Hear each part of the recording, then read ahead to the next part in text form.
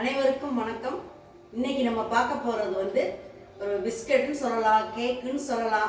அதே உங்களுக்கு தெரியும் என்னன்னு நீங்க கமெண்ட்ஸ்ல சொல்லுங்க.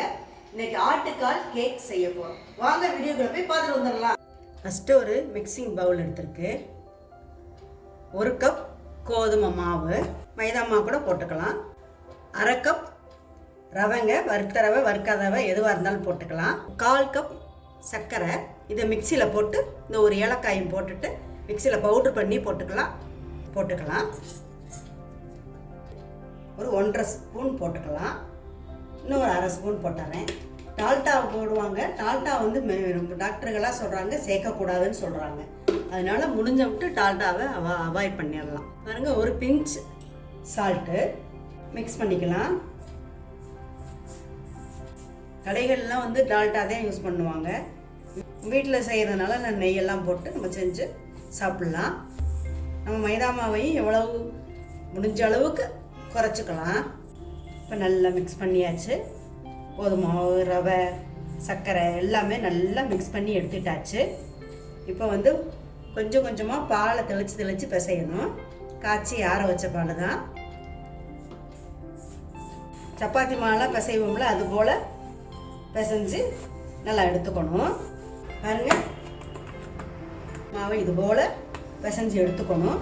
இப்போ 20 நிமிஷம் இது நல்லா மாவு ஊறட்டும். 20 நிமிஷம் ஆயிடுச்சு.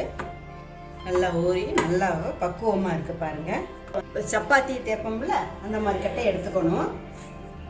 எடுத்துட்டு கொஞ்சமாக கட்டையில் வச்சுட்டு சப்பாத்தி தேய்க்கிற மாதிரி தேய்க்கணும். இந்த மாதிரி பொறுமையாக தேய்க்கணும். மாவெல்லாம் எதுவுமே தொட்டுக்க வேண்டாம். இந்த அளவுக்கு கணம் போதும்.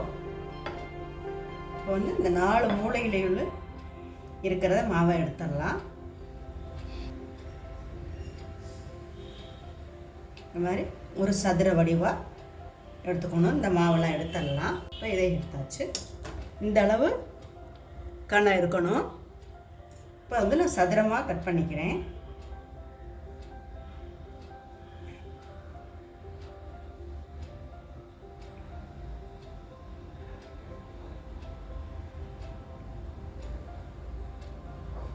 சுதரமாக கட் பண்ணியாச்சு. இப்போ நடுவில் இந்த மாதிரி போட்டுக்கணும். இது ஆட்டுக்கால் பார்த்தீங்கன்னா இப்படி தான் இருக்கும். எல்லா மாவையுமே இது போல் வச்சுக்கணும். பார்த்தீங்கன்னா தெரியும், ஆடு கால் பாதத்தை பாருங்கள், இது போலவே இருக்கும்.